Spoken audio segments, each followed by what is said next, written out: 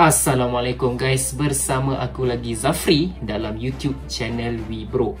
Alright, hari ni aku nak borak pasal 10 karakter introduction yang gempak, yang cool, yang menarik dalam One Piece. Okay, karakter introduction ni apa? Maknanya boleh kata yang first time kita nampak karakter ni dengan nama dia, dengan gelaran dia. Maksudnya epic entrance ke, reintroduction ke, tu semua tak kira lah. Contoh Shanks halang Akainu daripada serang Kobe, kan tu gempak kan, Shanks tiba-tiba munculkan diri kan, tapi tu bukan introduction. Okay, so introduction ni memang pertama kali kita tengok karakter ni. Okay, di tempat yang ke-10 kita ada tidak lain dan tidak bukan World's Strongest Man, iaitu Edward Newgate, atau lebih dikenali sebagai Whitebeard.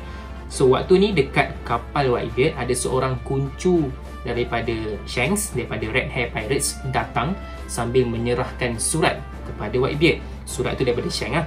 And then Whitebeard buat apa? Whitebeard koyak-koyak aja surat tu, campak kat muka Rockstar ni. Whitebeard cakap, kau ingat aku budak kecil ke kau nak bagi surat ni? Kau ingat aku awet kau ke apa? So Whitebeard cakap dekat Rockstar tu, bagi tahu Shanks, suruh dia sendiri datang jumpa aku, bawa arak sekali. And waktu tu lah first time kita nampak Whitebeard ni. Sebelum ni kita dah pernah dengar dah nama Whitebeard ni, tapi kita tak pernah nampak seluruh wajah dan badan dia. And bila di reveal, badan dia memang besar gila, memang nampak tua juga. And gelaran yang Oda tulis iaitu World's Strongest Man. Padang, memang gempak lah. Okay, di tempat ke-9 kita ada first introduction untuk Monkey D. Dragon. Okay, waktu ni dekat episod 53. Dalam episod ni, Luffy tengah berlawan dengan Smoker, tapi boleh kata yang Smoker lagi kuat lah daripada Luffy dekat sini. Sebab apa? Waktu ni Luffy mana tahu pasal armament Haki kan. So memang Luffy tak boleh attack langsung lah Smoker, sebab Smoker adalah Logia user, pengguna Devil Fruit Smoke. So waktu tu Luffy dah kena tangkap dah kan dengan Smoker. Waktu Smoker nak serang lagi Luffy ni, tiba-tiba ada satu tangan halang Smoker daripada buat benda tu. Dan tangan tu adalah milik Dragon. So waktu tu Smoker terkejut lah. Smoker cakap, buat apa kau buat apa yang kat sini? Government tengah cari kepala kau. And Dragon jawab, the whole world is waiting for our answer. Seluruh dunia tengah tunggu jawapan kita orang. Waktu tu Luffy pun tak tahu siapa lelaki yang tolong dia. And waktu tu kita just tahu nama lelaki ni Dragon. Kita tak tahu dia adalah ayah kepada Luffy. Kita tak tahu dia adalah ketua kepada Revolutionary Army. Kita tak tahu dia adalah most wanted man in the world. Okay, tapi lepas Dragon halang tu, kita nampak ada satu ribut angin menghentam seluruh lockdown tu. Memang nampak ribut angin tu kan, menunjukkan yang mungkin itu adalah hint kepada kuasa Devil Fruit Dragon, iaitu mungkin kuasa Devil Fruit Wind lah kan. Tapi kita still tak tahu sampai sekarang. Lepas tu Luffy pun terlepas. Lepas tu dalam episod tu juga aku suka ada yang epic scene sebelum masuk ke Grand Line. So introduction Dragon ni tak adalah epic mana tau, tapi yang aku suka dia adalah sangat-sangat misteri. Dan sampai ke hari ni pun kita tak tahu full potential of Monkey D. Dragon. Aku pernah buat video pasal Dragon ni, kalau korang nak tengok, korang boleh check it out lah. Okay, di tempat ke-8 kita ada Aokiji Kuzan, diperkenalkan dalam episod 227. Waktu ni Straw Hats dekat satu island ni, and kita nampak ada kelibat seorang lelaki ni. First time kita nampak Aokiji ni adalah satu scene yang mana Straw Hat bertembung dengan dia dekat satu pulau ni.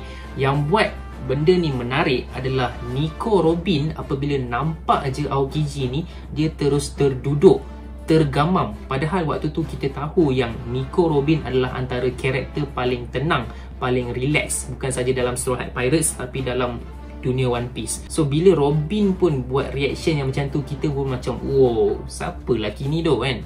Straw Hat pun terkejut juga And then Robin pun bagi tahu diorang yang lelaki ni adalah Admiral dalam Marine, dan dalam Marine hanya ada 3 je Admiral, dan atas daripada Admiral tu ada seorang je, iaitu Fleet Admiral.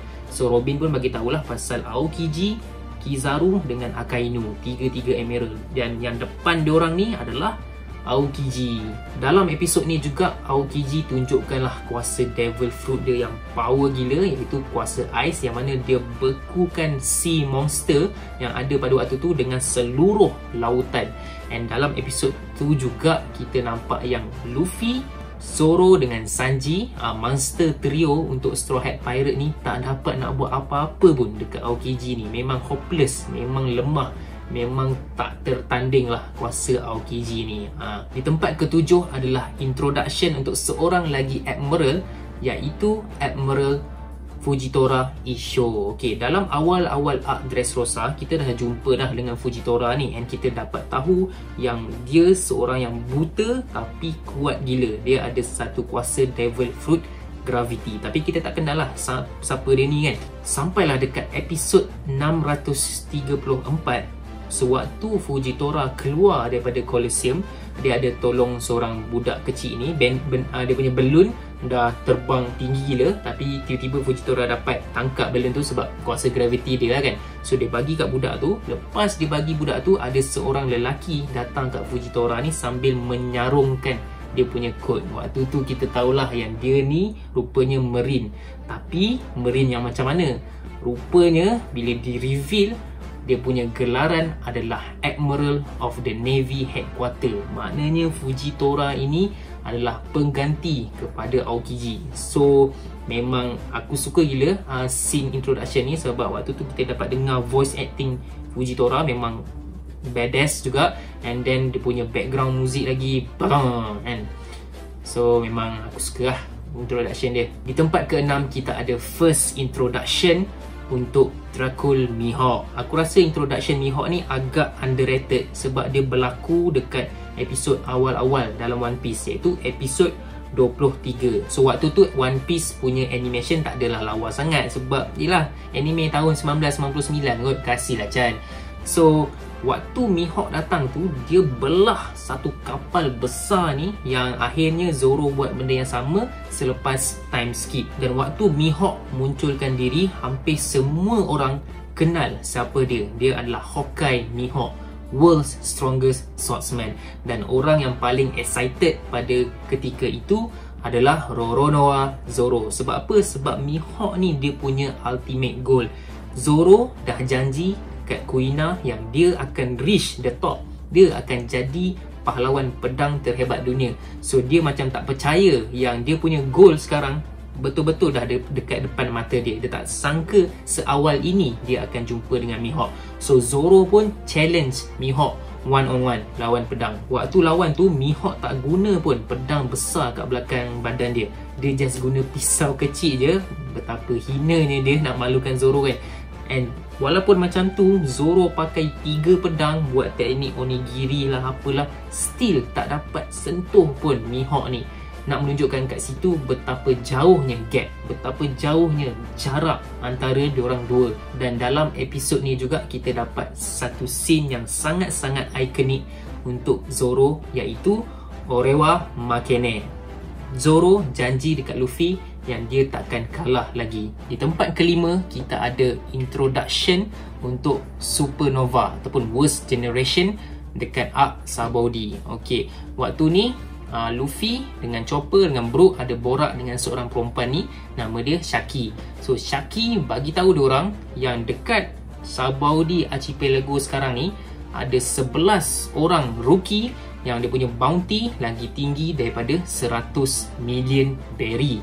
Dan waktu tu juga Shaki bagi tahu yang Luffy berada di tangga kedua. So kita yang tengok scene tu memang excited lah. Memang Luffy kat nombor 2 ada orang lagi power daripada Luffy. Dan lepas je Shaki cerita pasal benda tu, kita nampaklah scene yang mana Supernova ni diperkenalkan. And aku rasa anime did a very good job dalam memperkenalkan diorang ni. Dia punya background music, dia punya animation, dia punya voice acting semua memang perfect lah. And kita dapat tahulah yang Kid ada bounty lagi tinggi daripada Luffy, iaitu 315 million berry. Tapi bukan sebab Kid lagi kuat ke apa ke, tapi sebab Kid lagi violence, lagi kejam dengan orang awam semualah.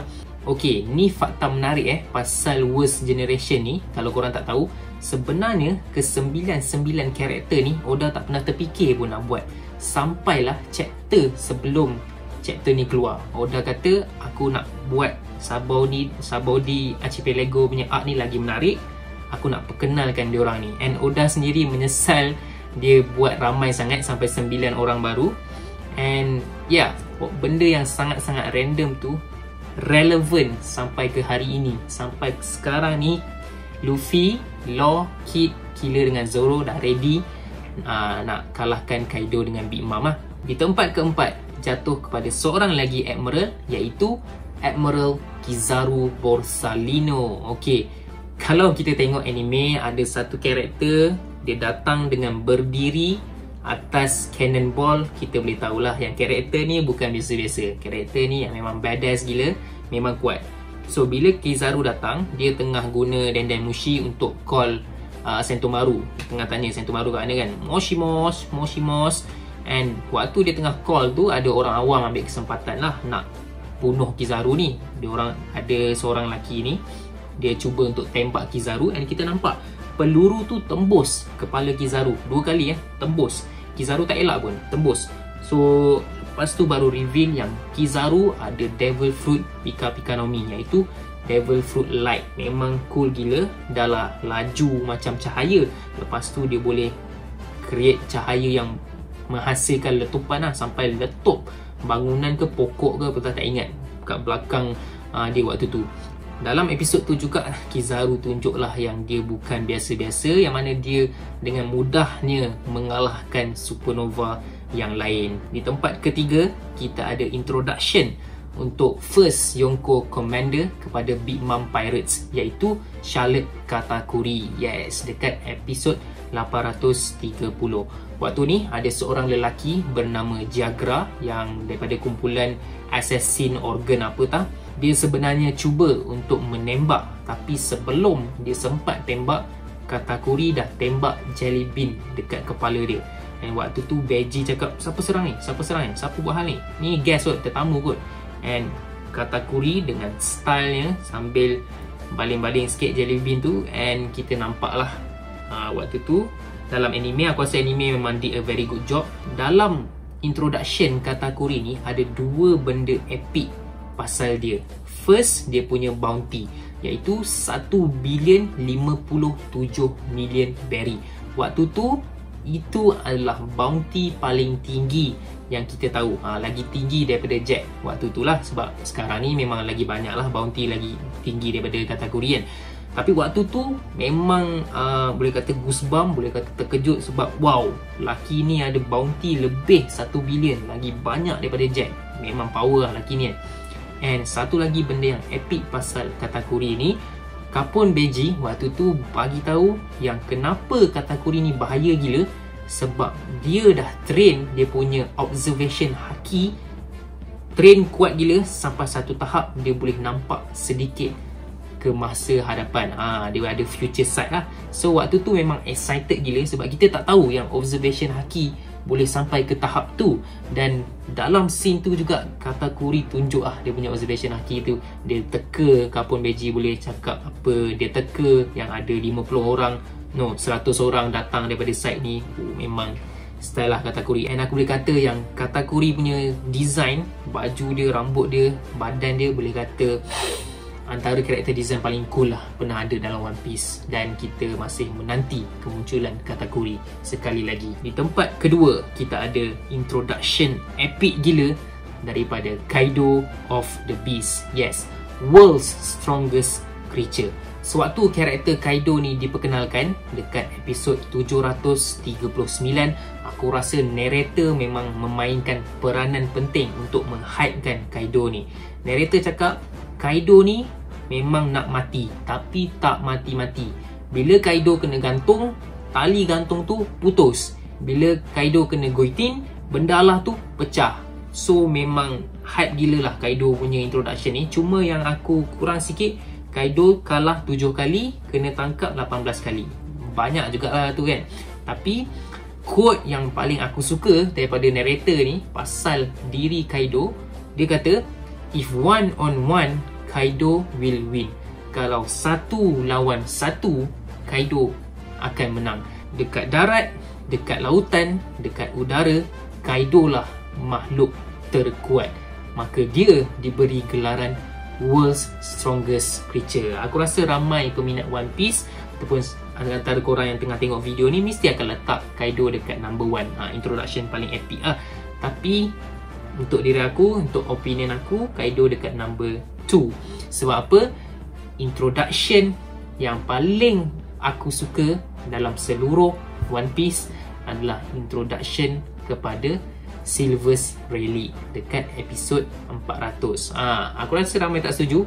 Sabar dulu, aku bagi reason kenapa aku letak Rayleigh dekat tempat pertama. Sewaktu awal-awal arc Sabaody yang mana Shaki memperkenalkan Supernova ataupun Worst Generation dekat Luffy, Brook dengan Chopper, yang mana ada 11 orang ada bounty lagi tinggi daripada 100 juta berry dekat dalam Sabaody Archipelago sekarang ni.